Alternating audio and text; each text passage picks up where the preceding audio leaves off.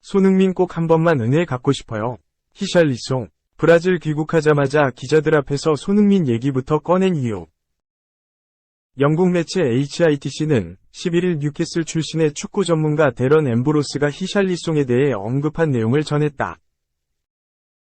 앰브로스는 나는 히샬리송을 지지하려고 노력하고 있다. 하지만 그런 일을 해주고 있지 않다며 부진한 퍼포먼스를 꼬집었다. 이어 손흥민이 최전방 공격수를 소화할 수 있다는 것을 우리는 잘 알고 있다며 히샬리송의 입지가 위험해지고 있다고 우려했다. HITC 역시 히샬리송의 부진을 조명했는데 토트넘에서의 시간이 흐르고 있다. 리그 8경기에서 단 한 골만 넣었다고 지적했다.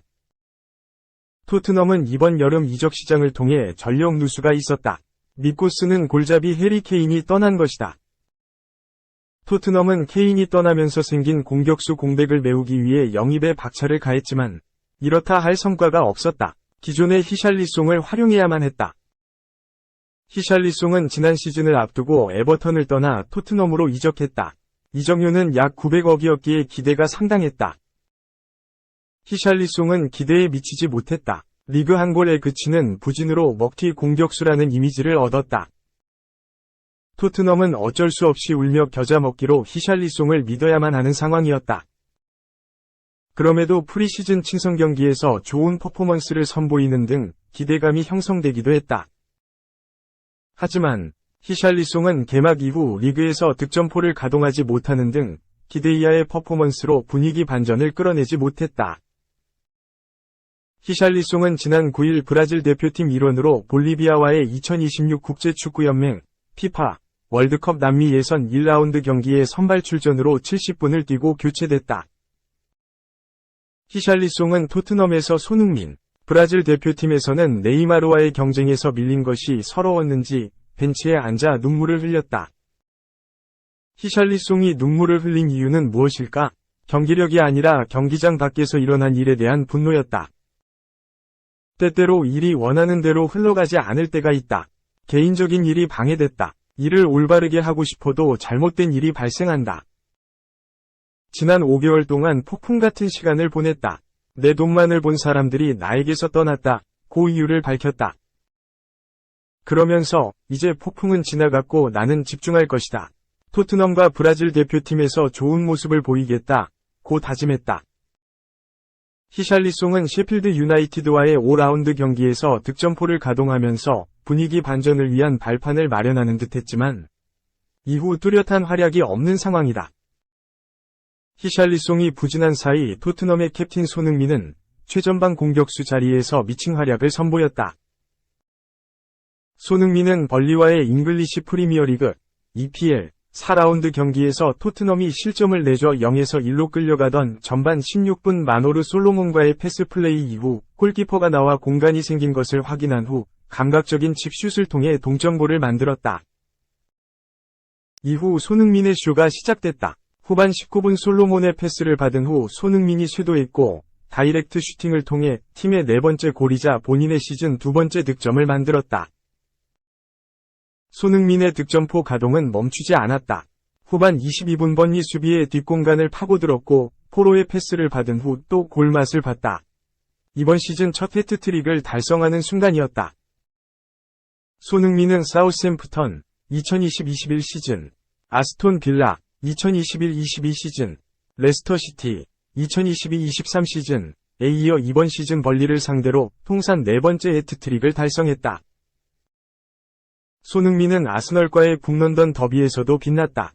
전반 2분 아스널의 골망을 흔들었지만 오프사이드가 선언되면서 아쉬움을 삼켰다. 이후 전반 22분 오른쪽 측면에서 기가 막힌 패스를 건넸고 존슨이 위협적인 슈팅을 선보였지만 골키퍼 선방에 막히면서 공격 포인트 기록은 무산됐다. 하지만 손흥민은 비상했다. 전반 42분 제임스 매디슨이 문전 혼전 상황 이후 패스를 내준 것을 방향을 살짝 바꾸는 감각적인 터치를 통해 득점포를 가동했다. 이번 시즌 EPL 4호 골이 터진 것이다. 득점포 가동은 멈추지 않았다. 후반 10분 메디슨은 압박으로 조르지뉴의 볼을 빼앗은 후 돌파한 후 역습에 나섰다. 패스를 내줬는데 손흥민이 골키퍼와의 1대1 상황에서 득점포를 가동했다. EPL 5호 골이 터지는 순간이었다. 손흥민은 아스널과의 북런던 더비에서 7골을 기록했다. 이는 5득점의 로빈 반 페르시, 가레스 베일, 티에리 앙리보다 많다. 손흥민은 아스널과의 멀티골을 통해 토트넘 유니폼을 입고 통산 150골을 기록하는 기염을 토하기도 했다. 이어 리버풀을 상대로 득점포를 가동하면서 유럽 통산 200호 골이라는 대업을 달성했다. 손흥민은 전반 35분 제임스 메디슨의 대지를 가르는 패스를 받은 히샬리송이 왼쪽 측면에서 연결한 크로스를 받은 후 간결한 터치로 리버풀의 골망을 뚫었다. 손흥민은 9월 4경기에서 6골을 터뜨리는 활약을 통해 EPL 이달의 선수상 후보에 올랐다. 손흥민은 2016년 9월, 2017년 4월, 2020년 10월에 이달의 선수를 수상한 바 있다. 통산 4번째를 조준한다. EPL 역사에서 이달의 선수를 4회 수상한 선수는 티에리 앙리, 프랭크 램파드, 앨런 시어러, 데니스 베르캄프, 폴 스콜스 등이 있다. 손흥민이 EPL 공식 이달의 선수 수상이 유력하다는 분위기다. 수상 정보가 유출된 것으로 알려졌다. EPL은 게임 회사 EA 스포츠와 협업해 이달의 선수를 선정하는 데 발표가 있기 전 게임을 통해 9월 선수 수상 정보가 유출됐다. 유출된 정보에 따르면 EPL 9월 선수 수상이 가장 유력한 선수는 손흥민이다. 그는 내가 경험해본 축구계 최고의 남자. 토트넘, 복덩이 메디슨의 극찬. 훌륭하고 또 훌륭하다. 누구?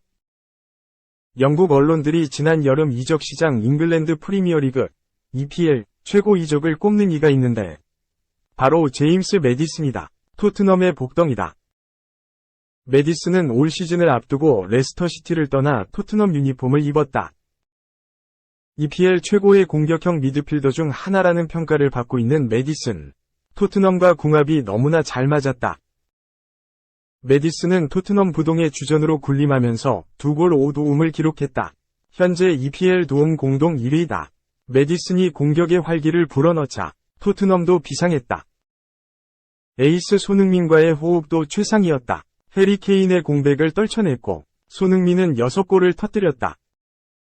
토트넘은 6승 2무로 현재 리그 1위다. 토트넘 역사상 개막 후 8경기 만에 승점 20점을 도달한 건 이번이 처음이다. 메디슨은 토트넘을 1위로 올려놓고 현재 잉글랜드 대표팀에 합류했다. 그는 현지 언론을 통해 토트넘의 한 명을 극찬했다. 자신의 인생에서 경험해본 사람 중 최고라는 극찬을 했다. 누구일까? 바로 엔제 포스테코글루 토트넘 신임 감독이다. 그는 셀틱에서 화려한 성적을 뒤로한 채 무너져가는 토트넘 지휘봉을 잡았다. 포스테코글루는 수비 축구를 하던 토트넘의 매력적인 공격 축구의 옷을 입혔다. 포스테코글루 감독의 존재는 토트넘 상승세의 핵심 동력이다. 메디슨은 포스테코글루 감독 지휘 아래 축구를 즐기고 있다. 포스테코글루는 정말 훌륭한 지도자다. 선수들에게 동기부여를 해준다. 포스테코글루는 선수들에게 좋은 영향을 끼치고 있다고 말했다. 이어 포스테코글루는 내가 지금까지 축구계에서 본 사람 중 최고의 남자다. 포스테코글루가 당신에게 말을 하기 시작한다면 그는 다른 곳을 보지 못한다. 포스테코글루에 집중할 수밖에 없다. 직접 경험하지 못한 이들에게 설명하기 매우 어렵다. 포스테코글루는 내가 토트넘에 빨리 적응할 수 있게 도와줬다고 덧붙였다. 마지막으로 메디슨은 지금 토트넘의 상승세에 포스테코글루의 공이 크다. 모두가 알고 있는 부분이다. 포스테코글루는 나에게 정말 훌륭하고 또 훌륭하다고 강조했다. 3. 메뉴 일처리에 환멸 느꼈다. 직원들마저 떠날 분위기. 맨체스터 유나이티드 직원들이 구단의 일처리 방식에 환멸을 느끼며 새로운 직장을 찾고자 한다. 이들은 메뉴가 메이슨 그린우드, 22 헤타페와 안토니, 23위 문제를 처리하는 과정에서 구단에 불만이 생겼다. 영국 매체 데일리 메일은 12일, 한국 시간 구단이 두 선수의 사건을 처리한 방식에 환멸을 느낀 메뉴 직원들이 새로운 직장을 찾기 시작했다는 걸 알게 됐다. 라며 사건과 관련해 일부 직원들은 메뉴에서 계속 근무하는 게 자신들의 신념과 상충한다고 본다. 라고 소식을 전했다. 메뉴는 최근 두 명의 선수와 껄끄러운 상황에 놓였었다. 구단의 미래라고 불린 그리우드와 지난해 영입한 안토니가 각각 강간 미수와 가정폭력 혐의로 구설에 오르며 한동안 골치를 앓았다. 그린우드의 경우 혐의가 기각됐지만 맨유로 돌아오지 못하고 현재 헤타페로 임대 이적했다. 아직 안토니는 사건이 해결되지 않았다. 전철을 공격한 혐의로 경찰 조사를 받는 그는 사건이 공개된 후 팀을 떠나 있었지만 최근 구단으로 돌아왔다. 훈련에 복귀한 안토니는 지난 4일 갈라타사라이와의 유럽축구연맹, 우에파, 챔피언스리그, UCL, 조별리그 경기를 통해 다시 경기장에 모습을 드러냈다. 메뉴는 서로 다른 이유로 파장을 일으킨 두 선수의 문제를 해결하려고 노력했다. 오랫동안 경기를 뛰지 못한 그린우드의 복귀를 고민했던 메뉴는 최종적으로 선수를 타팀으로 보냈다.